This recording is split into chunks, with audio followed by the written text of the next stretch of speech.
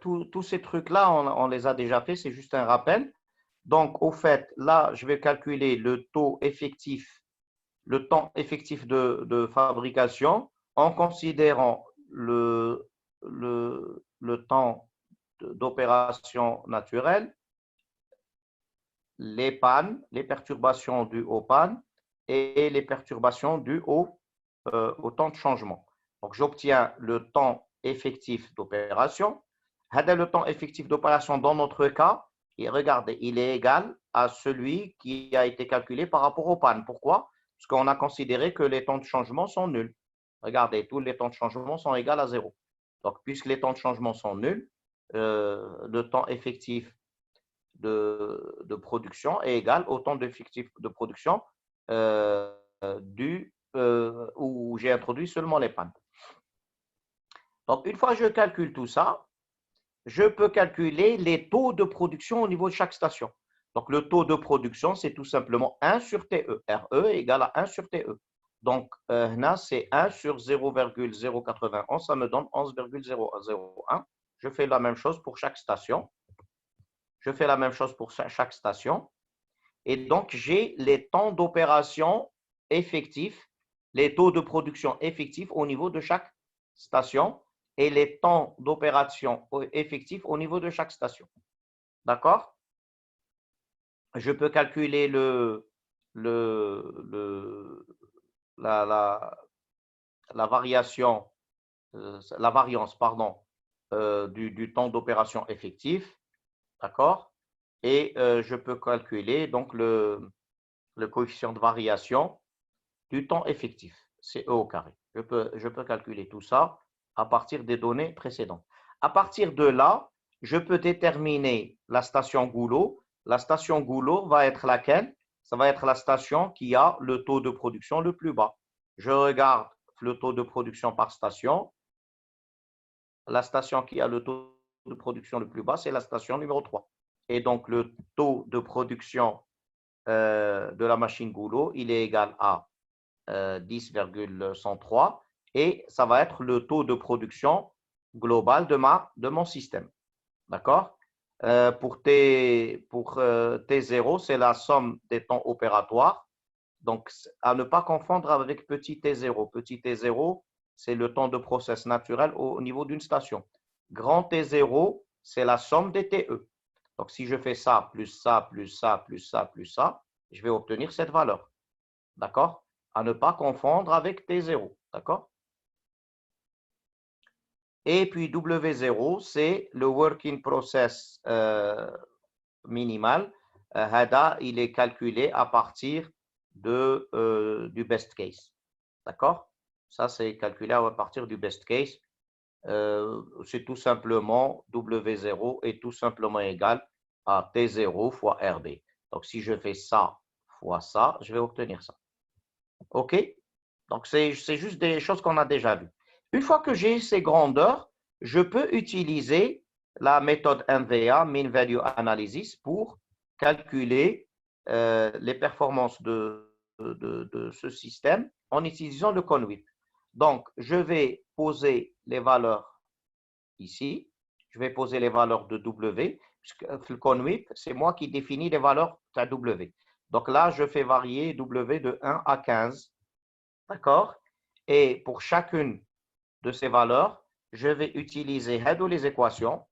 Les équations, je vais les utiliser la page Excel pour déterminer le TH, le CT et les CT, le TH qui est le taux de production global du système, le CT qui est le temps de cycle global de la ligne et les CT 1, 2, 3, 4, 5 qui sont au niveau de chaque station. Notez ici que les CT 1, 2, 3, 4, 5, c'est tout simplement les TE. Regardez, les valeurs, ils sont reportés ici. Pourquoi? Parce que tout simplement, j'ai injecté un seul produit au niveau du système. Donc, un seul produit circule le système. Donc, ça veut dire qu'il n'aura jamais à attendre que la station se libère. Et donc, son temps d'opération sera égal exactement au temps, son temps de cycle, pardon, sera exactement égal au temps d'opération. Là, je néglige le temps de transfert entre machines. D'accord? Je considère que le temps de transfert entre machines est nul. Si le temps de transfert entre machines est important, je dois l'introduire. Ça, je suis en train de le négliger. D'accord? Donc, je peux calculer facilement, je peux déterminer facilement les valeurs parce que c'est tout simplement les valeurs ZTE. Pourquoi? Parce que tout simplement, comme je viens de le dire, si j'ai un seul produit à l'intérieur du système, ben avec le produit, il n'a pas besoin d'attendre qu'une station se libère. Dès qu'il commence la station 1, il va directement à la station 2. On va directement à la station 3, directement à la station 4, directement à la station 5, et ainsi de suite. Et donc, ça veut dire que le produit n'aura jamais à attendre. Et donc, son temps de cycle par station sera égal au temps d'opération par station. Le temps d'attente est égal à 0. Dès que je passe à la deuxième machine, les choses changent. D'accord? Là, ça change. Pourquoi? Parce que je peux avoir des temps d'attente. Et comment je calcule pour 2? Comment je calcule pour 2? En utilisant les équations. D'accord? En utilisant, comment je calcule pour 2? En utilisant ces équations, les faïn andi, le TH de W-1. Donc, je remplace la valeur par quoi? La valeur va être remplacée par le TH de 1. Parce que le TH de 2, d'accord? Plutôt regardez, dans cette équation, le CTJ de W, il est égal à quelque chose multiplié par le TH de W-1. Donc, si W est égal à 2, W-1 va être égal à 1. Donc, dans cette, comment je vais calculer pour 2, je vais injecter le TH de W-1 si W est égal à 2. W-1 va être égal à 1. Donc, je vais avoir TH de W-1, c'est la valeur. Ou CT de W-1, c'est la valeur. Oui, à machin. D'accord? Et je fais mes calculs par itération successive. D'accord? Est-ce que vous avez saisi le principe? Donc, la première ligne, lorsque W est égal à 1, c'est tout simplement les grandeurs que j'ai déterminées ici. C'est tout simplement les grandeurs que j'ai déterminées ici. Au même bac, une fois que j'ai déterminé ces valeurs, d'accord? Une fois que j'ai déterminé ces valeurs, je peux calculer pour 2 en utilisant l'équation avec les itérations. D'accord? En utilisant l'équation avec les itérations. Est-ce que vous avez saisi ce point? Oui, non? Allô? Est-ce que quelqu'un est présent? Oui, monsieur. Ça va? Comme تبعوا ولا ما راكمش فاهمين هاد لابارتي؟ Est-ce que je la répète? Non, monsieur, on termine. On فاهمين. راكم فاهمين, très bien. Ok. Donc, une fois que j'ai calculé pour 1, c'est tout simplement, j'utilise pas les équations. Pour 1, je n'utilise pas les équations Hadoop. J'utilise directement les données que j'ai obtenues ici. Ou même je vais à chaque fois introduire les valeurs pour chaque W, introduire les valeurs de W-1. Donc, donc pour 3, je vais mettre les valeurs TH de 2 ou CT de 2. Pour 4, je vais mettre les valeurs, TH de 3 ou CT de 3 ou Yamashia. Et donc, j'obtiens les grandeurs TH ou CT pour un certain W. Donc, un des W, TH ou CT que j'ai obtenu. Et je peux avec ça tracer la courbe. Donc, la courbe, elle est là. Alors, votre camarade tout à l'heure avait posé la question, on va augmenter W jusqu'à quelle valeur? Au fait, on augmente W pour qu'il soit, par exemple, 5 fois ou 6 fois supérieur à W0. W0, souvenez-vous, le graphe, c'est le best case, ou le graphe, c'est le worst case, ou le graphe, c'est le worst practical case. D'accord? Practical worst case. C'est le graphe practical worst case. C'est le graphe best case. Ou le graphe worst case. Donc, le point d'inflexion ici, il représente la valeur W0. D'accord? Et donc, moi, je vais tracer un graphe qui va jusqu'à 5 fois W0. En général, ce genre de calcul est fait par ordinateur. Et donc, ça, vous pouvez faire une application Excel pour faire ça. Vous n'allez pas faire ça à la main. D'accord? Et donc là, j'arrive à déterminer les performances de mon système. D'accord? Ça, c'est les performances de mon système lorsque j'utilise le ConWhip. OK? Vous notez que ici, mon système est en train de fonctionner moins bien que le practical worst case. Il est en train de fonctionner entre le worst case et le practical worst case. Donc, ça veut dire que je peux améliorer les choses. Où est-ce que je vais améliorer les choses? Probablement, l'amélioration que je peux avoir, c'est au niveau des pannes.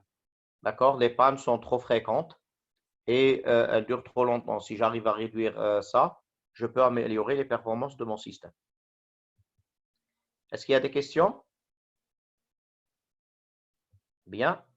Donc, maintenant, le grand problème des systèmes ConWhip, c'est leur rigidité. Je ne peux pas, le système, il est relativement rigide et il n'est pas flexible. Et donc, lorsque je fais une gestion ConWhip, je dois prendre en compte le phénomène de rigidité et de non-flexibilité. Et donc, j'ai plusieurs moyens de le gérer. Je peux le supporter, je peux supporter cette rigidité. Supporter la rigidité, ça veut dire accepter que j'ai un système qui est rigide et faire avec. Donc, qu'est-ce que je vais faire? C'est en général lorsque je suis en situation d'un produit très stable où il n'y a pas de variation dans la demande. Et donc, je fais de la production smoothing. Ça veut dire que je vais produire, par exemple, une période, mais je sais que dans quelques temps, je vais avoir une augmentation de la demande. Donc, qu'est-ce que je vais faire? Je vais produire les produits avant. C'est-à-dire, نخدمهم ونستوكيهم. D'accord? Donc, c'est ça ce que veut dire la production smoothing. Donc, je vais essayer de produire de manière régulière tout le temps et avoir un stock en sortie qui me permet de réguler les ventes. Andy, la deuxième possibilité que je peux faire, c'est réduire et atténuer les effets de la rigidité. Donc, je peux atténuer, mitigate veut dire atténuer en anglais. Je vais atténuer les effets de la rigidité sur les systèmes de production ou sur l'organisation. Alors, sur l'organisation, en général, j'utilise ce qu'on appelle le TQM, Total Quality Management, d'accord? Ou là, les vendor management, etc. Donc, c'est des choses qui sont en dehors des objectifs de ce cours. Là, on va s'intéresser plus au système de production. Donc, les systèmes de production, comment je peux atténuer la rigidité de la gestion pool? Je peux l'atténuer par ce qu'on appelle des buffers. Donc, capacity buffers. Je mets capacity buffers, c'est-à-dire augmenter la capacité de mon système de production de telle sorte que si j'ai une augmentation de la demande, je peux facilement la supporter. D'accord? C'est comme par exemple quelqu'un qui fait du transport et en moyenne, il transporte 30 personnes. En moyenne, il transporte 30 personnes. Donc, lui, il ne va pas acheter un bus de 30 personnes. Il va acheter un bus de 50 personnes. Comme ça, si jamais il a une augmentation de la demande, il peut la supporter. J'ai le setup reduction, réduire les temps de changement, parce que les temps de changement vont avoir un effet néfaste sur les performances du système de production, puisqu'ils vont augmenter le temps effectif de production. Flexible labor, donc ça veut dire une main-d'œuvre flexible. Les opérateurs لازم يكونوا flexibles. Facility layout. Donc, le facility layout, on va le voir très en détail dans le module de 5e année qui s'appelle Facilities Design. Le facility layout, c'est quoi? C'est tout simplement le bon choix au niveau de l'implantation du système de production. Et le product design. Donc, on va voir chacune de ces 5 points de manière un peu plus détaillée dans ce qui suit. Au fait, l'intérêt du système pool, c'est que si on arrive à jouer sur ça, on peut vraiment améliorer les performances de notre système de manière impeccable. Donc, premièrement, le capacity buffer. Le capacity buffer, c'est quoi? C'est tout simplement de permettre au système de pouvoir travailler lorsqu'il y a un changement, une augmentation de la demande. D'accord? Donc, le principe ou qu'est-ce qui nous motive, c'est de pouvoir satisfaire rapidement la demande avec un working process minimal, en minimisant les encours. Donc, quel est l'intérêt ou quels sont les bénéfices? Premièrement, ça va nous protéger contre les changements fréquents dans la demande. D'accord? Et l'avantage, lorsque j'ai une capacité plus grande, sur le long terme, ça va me coûter moins cher que d'avoir un working process élevé. Parce que, au fait, si je veux avoir une production, si je veux satisfaire la demande, quelle que soit la valeur de la demande, on a deux possibilités. Soit avoir une augmentation du working process, en d'autres termes, produire, stocker, et après, le stock, il va satisfaire la demande. C'est comme ce que j'ai dit, l'exemple de support rigidity. Lorsque je supporte la rigidité, je vais faire quoi? Je vais produire de manière régulière une certaine quantité, même si cette quantité n'est pas vendue tout de suite. Et l'excédent de production va être stocké jusqu'au moment où il va être vendu en cas où il y a une forte variation de la demande. Mais là, ça veut dire que je vais stocker des produits, je peux stocker des produits pendant des périodes assez importantes. Le capacity buffer, c'est plutôt d'avoir des moyens de production plus importants qui vont satisfaire la demande lorsqu'elle augmente. Et en général, cette manière me permet, cette manière sur le long terme est plus économique. Ça veut dire qu'il est plus économique d'avoir une capacité de production installée qui n'est pas utilisée tout le temps que d'avoir des stocks de produits finis et des stocks d'encours qui sont en permanence dans mon système. D'accord? Donc, bon, ça, je n'ai pas d'exemple à vous donner, mais d'après les auteurs, sur le long terme, il est préférable, c'est plus économique d'avoir une capacité installée supplémentaire qu'avoir des stocks dans le système. Alors, comment on va faire? Comment on va pouvoir réaliser cette capacité supplémentaire? Eh bien, tout simplement, on va commencer par dire que quand on fait la planification de la production de Tana, on ne va pas utiliser tout le système. On va faire une utilisation de 75%. Je maintiens 75% d'utilisation. Souvenez-vous, je vous ai dit que le mieux, c'est d'utiliser les machines au maximum. Mais en même temps, je vous ai dit que lorsque je dépasse 90% d'utilisation, je vais avoir le système qui va saturer en termes de temps de cycle et de working process. On avait dit ça tout à fait au début de ce module. Et là, au lieu d'utiliser au lieu de planifier le système, de faire un plan de production du système avec une utilisation élevée, je vais faire un plan de production du système avec une utilisation modérée, 75%. Lorsque j'ai une augmentation de la demande, je peux facilement augmenter mon utilisation. Là, j'ai à peu près, disons, 20%. Je peux augmenter de 20% ou de 25% mon utilisation sans trop de dégâts. Parce que regardez, 75% multiplié par 1,2, si je l'augmente de 20%, si je veux augmenter mon utilisation de 20%, elle est à 75% de work, je la multiplie par 1,2 pour savoir shal. Donc, ça me fait 90%. Donc, ça veut dire que je peux monter de 20% mon utilisation sans arriver à la région dangereuse à plus de 90%. Donc, ça veut dire que j'ai une capacité supplémentaire de 20% de la production. Donc, ça, c'est une première méthode. D'accord? Cette méthode est très souvent utilisée lorsque vous allez faire des stages en entreprise, etc., ou lors de votre projet de fin d'études. Vous allez souvent entendre parler de ce fameux 75% d'utilisation. Les industriels, quand ils font leur calcul, très souvent, ils le font sur une base de 75% de taux d'utilisation. La deuxième méthode pour augmenter la production, c'est d'avoir deux équipes, mais ces deux équipes ne sont pas une après l'autre.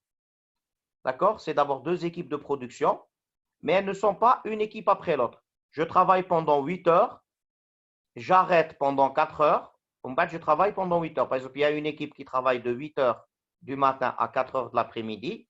En fait, de 4 heures de l'après-midi à 8 heures du soir, je ne travaille pas. En fait, de 8 heures du soir à 4 heures du matin, je travaille. En fait, de 4 heures du matin à 8 heures du matin, je ne travaille pas. Donc, ça me permet de faire quoi? Ça me permet, en cas où il y a une augmentation de la demande, de programmer des heures supplémentaires. Parce qu'après chaque équipe, on dit 4 heures de creuse qui me permettent de programmer des heures supplémentaires. Donc, ça veut dire que si je programme des heures supplémentaires, 4 heures d'heures supplémentaires par équipe, ben, je vais me retrouver comme si je travaillais avec 3 équipes. D'accord? Alors, pourquoi 4 heures? Parce qu'en général, la réglementation, le travail, en Algérie par exemple, on n'a pas le droit de faire travailler une personne plus de 12 heures par jour, même si c'est payé en heures supplémentaires. Donc, 8 plus 4, ça fait 12. Ça fait le compte. Donc, la première méthode, c'est de planifier une sous-utilisation du système. La deuxième méthode, c'est de prévoir du temps libre entre les équipes pour pouvoir programmer des heures supplémentaires. La troisième méthode, c'est lorsque vous faites votre planification, c'est de planifier ce qu'on appelle des dummy-jobs. Alors, dummy-jobs, c'est quoi? C'est des tâches fictives qui n'existent pas. D'accord? Donc, on peut prévoir de temps en temps dans le système des dummy-jobs. Alors, les dummy-jobs, qu'est-ce qu'ils vont nous permettre? Ils vont nous permettre d'avoir du temps libre qui peut être utilisé en cas où on a une tâche qui est urgente et qu'on doit rapidement programmer. Donc, nous avec place de job. D'accord? Par exemple, les emplois du temps, l'école ou l'université, des fois, on prévoit des heures qu'on appelle séminaires. Et lorsqu'on regarde le programme réel de la formation, on trouve qu'il n'y a pas de séminaire.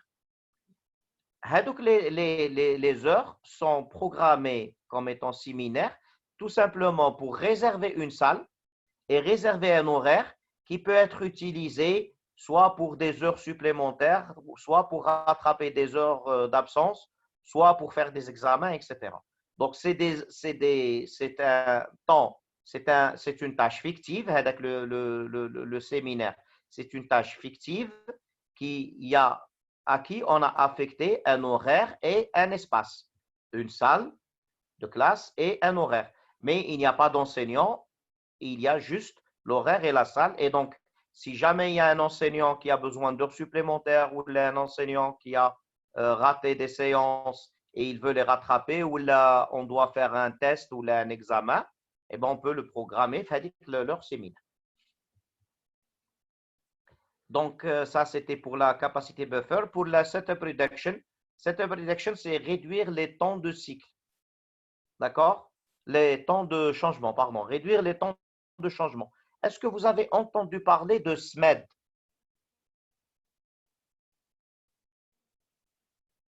Non? Single minute extent of die. Vous n'avez jamais entendu parler de ça? Non? Alors, le SMED, c'est quoi? C'est le fait. Alors, SMED, c'est Single Minute Exchange of Die. Die, c'est outil. Donc, si je traduis ça en français, ça va être échange de l'outil dans un temps inférieur à 10 minutes. Échange d'outils dans un temps inférieur à 10 minutes. Au fait, ce terme-là, il veut dire tout simplement que je dois réduire au maximum les temps de changement. Et il y a des méthodes qui permettent de faire ça. Lorsque vous changez le pneu d'une voiture qui a crevé, vous mettez en général 20 minutes à 10 à 20 minutes, disons, 10 à 30 minutes selon la difficulté du remplacement de la roue, selon que vous avez l'outillage nécessaire, selon que vous êtes habitué ou pas. Par contre, dans les courses de Formule 1, on échange les 4 roues, on fait le plein de carburant en moins de 3 secondes.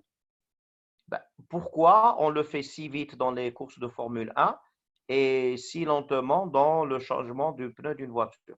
Parce que tout simplement, pour les courses de Formule 1, les voitures de Formule 1, elles ont été conçues spécialement pour qu'on puisse remplacer les pneus très vite.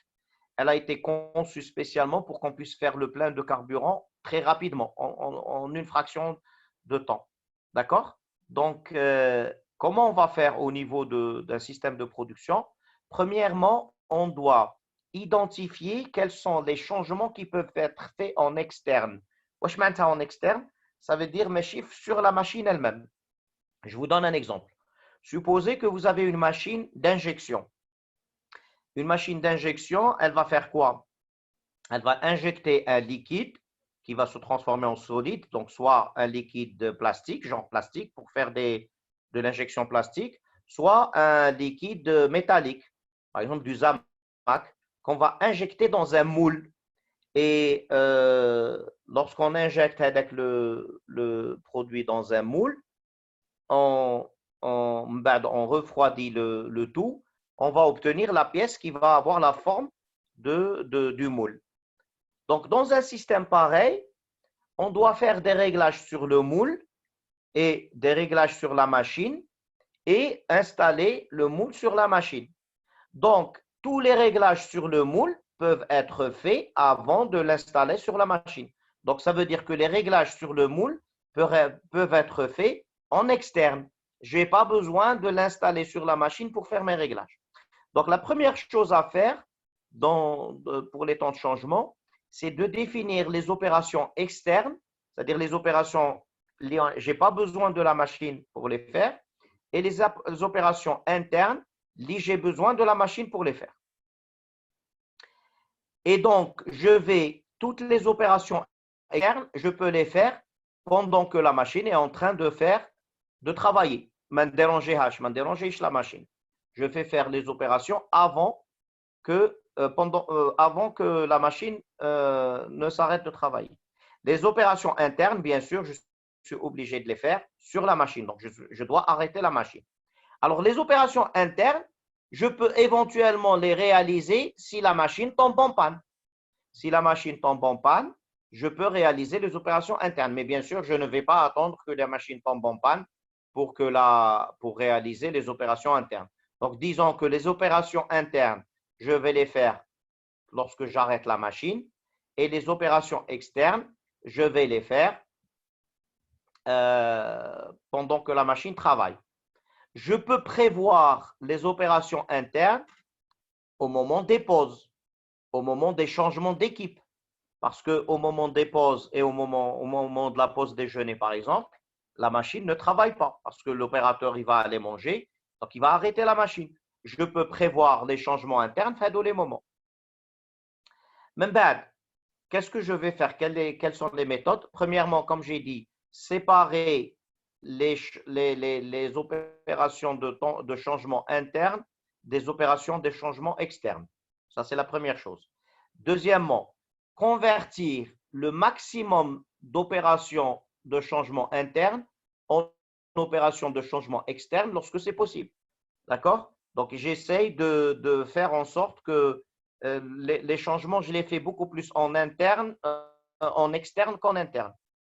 Et éliminer les ajustements au niveau du procédé. C'est-à-dire, quand je lance la production, les réglages.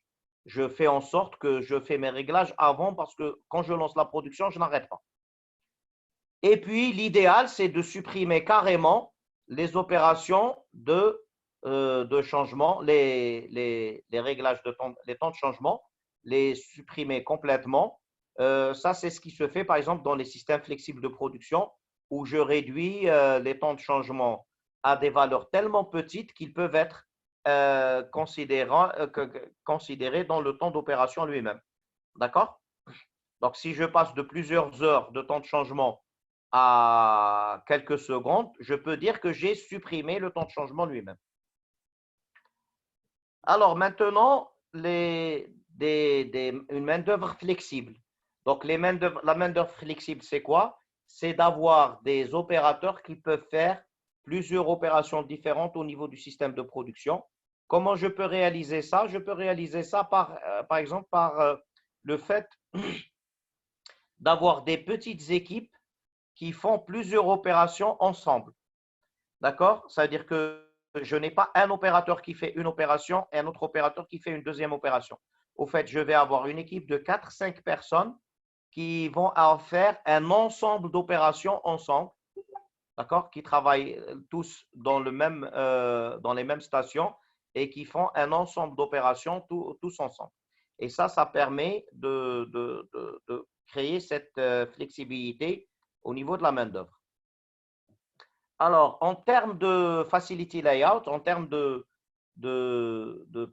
implantation des systèmes de production, donc le principal système qui permet de réduire, d'améliorer les performances du système, c'est le cellular layout, donc les cellules flexibles, on en a déjà parlé. Les cellules flexibles permettent d'améliorer le flux, d'accord, de réduire la manutention, d'accord, parce que les lots seront de petite taille et les distances entre les machines seront de petite taille. Et puis, maximiser la communication entre les différents opérateurs, parce que dans un système à cellules flexibles, vous allez trouver 2 ou 3 opérateurs qui travaillent sur toute la cellule, et donc la communication sera beaucoup plus simple entre eux comparativement à une chaîne de production où vous allez trouver 150 travailleurs. Alors, par contre, pour faire du cellular layout, on a besoin de dupliquer les machines. Parce que si une machine si j'ai par exemple une seule machine dans mon atelier, un seul type de machine, et cette machine est nécessaire pour 2 cellules, ben, je ne vais pas pouvoir, je suis obligé d'acheter une nouvelle machine pour la seconde cellule. D'accord? Et puis, le deuxième point, c'est Protect to Cell Assignment. Donc, ça veut dire que comment assigner les produits aux cellules. Alors, il y a des méthodes. Ces méthodes, je ne sais pas si on les a fait SIM 1. Est-ce qu'on a les méthodes, la technologie de groupe? Est-ce que on a la technologie de groupe SIM 1? Allô? Allô? Personne ne répond? Personne n'est là? On a la technologie de groupe SIM 1? Technologie du groupe, ما لهاش عقلي monsieur. Bon, alors probablement ما خدمناهاش. Alors, la technologie de groupe, ce sont des méthodes qui nous permettent d'affecter des produits à des cellules. D'accord? Donc, bon, malheureusement, il a mis bon, on verra si on pourra la faire sous forme d'un petit séminaire ou parce qu'elle est très intéressante. OK.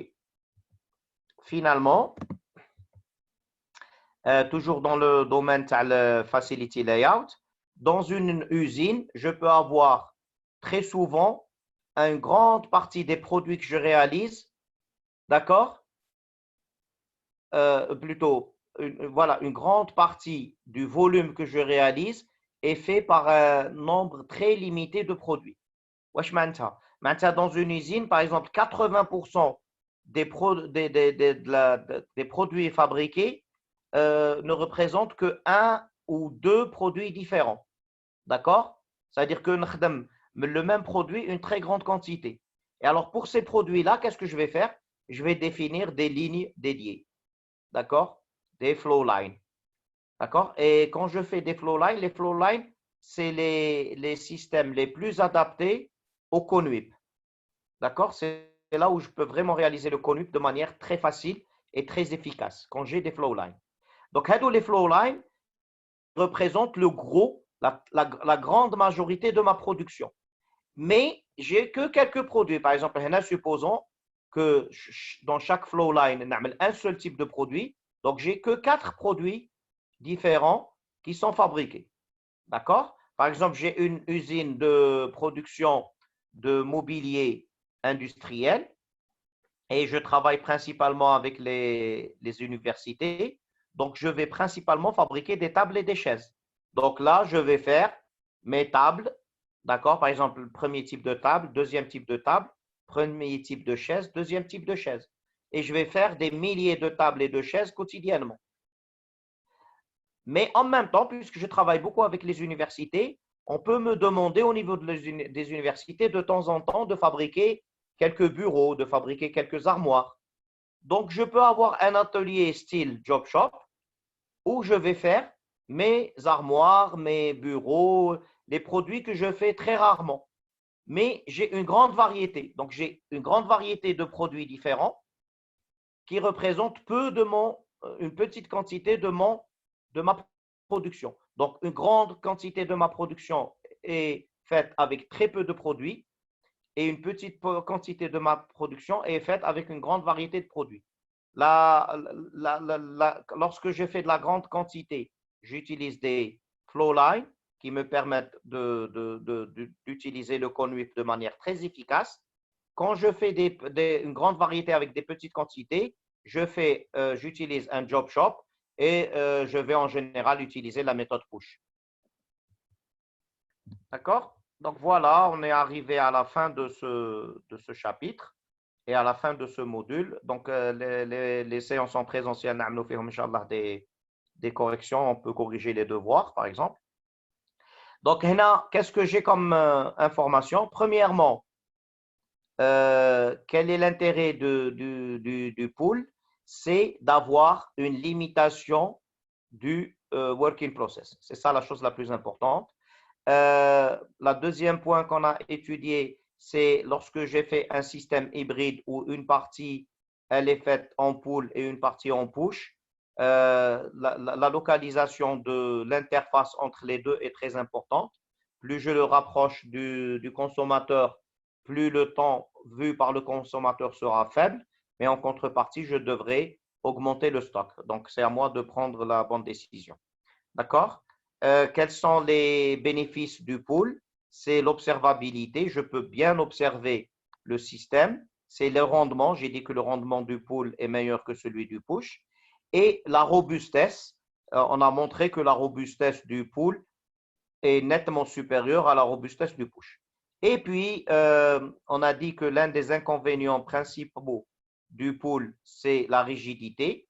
Donc, on vient de voir quels sont les moyens d'atténuer cette rigidité. Le temps est pratiquement terminé.